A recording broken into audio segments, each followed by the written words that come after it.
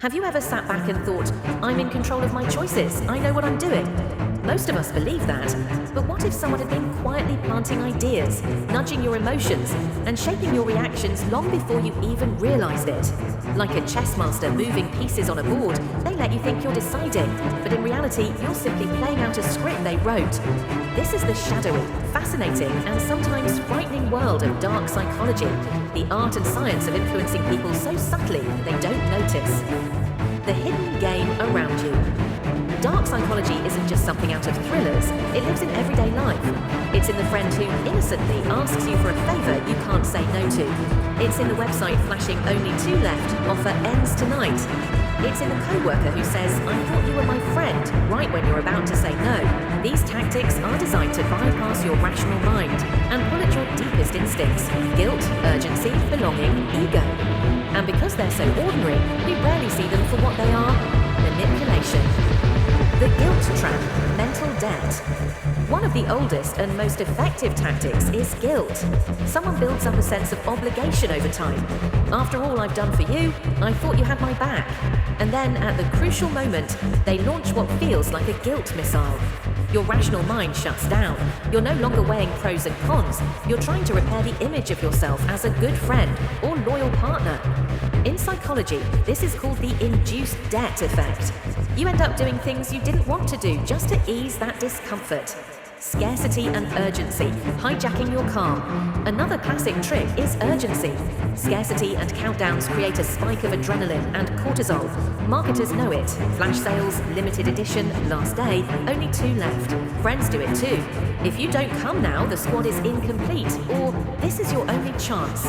When urgency is manufactured, your reasoning slows down and your emotional brain takes over. That's why you agree to go out even when you have an exam the next morning, or buy something you weren't sure about. It's a hack of your survival wiring. Compliments and flattery, ego hooks. Then comes the ego hook. Flattery feels good, so you stop questioning motives. You're the only one who can do this. You're a genius at design. We can't do it without you. Your self-esteem balloons and you volunteer for work you don't have time for. Robert Greene, in 48 Laws of Power, writes, appeal to people's ego and you can make them your slave. The tactic is simple. Massage the ego first, drop the responsibility second. Emotional blackmail, love as leverage. The most dangerous manipulations are emotional. A partner says, if you really love me, give me your password, or skip class to prove you care. What they're doing is merging affection with control. Love becomes a test, not a choice. This works because it weaponizes your softest spot, your desire to be loved and accepted. The dependency loop, hooked on attention. A more subtle tactic is the dependency loop. Someone showers you with attention, praise, and closeness. Your brain releases dopamine each time. Then they pull back, vanish, or go cold. You panic. Did you do something wrong? You wait for their return. Without noticing, you're hooked. This is intermittent reinforcement, the same principle casinos use in slot machines to keep people playing. Why these tactics work, the science. All these tactics work because they bypass logic and hijack emotion. The human brain evolved to seek social connection, avoid rejection, and respond quickly to threats or rewards. Manipulators exploit that wiring. They don't need you to think, they need you to feel. Building your shield. 3 powerful habits. Knowledge alone isn't enough. You need habits that create a mental antivirus. Pause before you react. The first reaction is emotional, and that's exactly what a manipulator wants.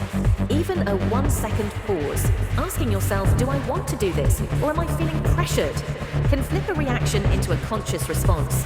Seek a second opinion. If you're unsure whether someone is being genuine or manipulative, run it past a trusted friend, sibling, or mentor who isn't involved. Just like cleaning a blurry lens, an outsider's view clears your perspective.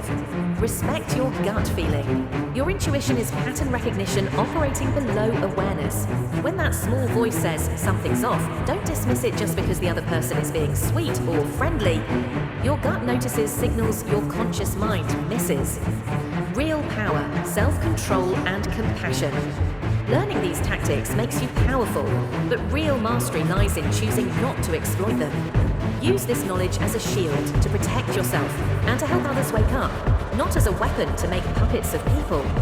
Robert Greene closes 48 Laws of Power with a reminder. True power is knowing you could destroy someone, but choosing not to. The greatest power is self-control paired with compassion. Closing, snatch the remote back. So the next time someone tries to guilt trip you, rush you, flatter you, or test your love, remember, you don't have to play their game. Pause, ask, listen to your gut. Snatch the remote back. In a world full of invisible strings, the most radical act is to move by your own choice.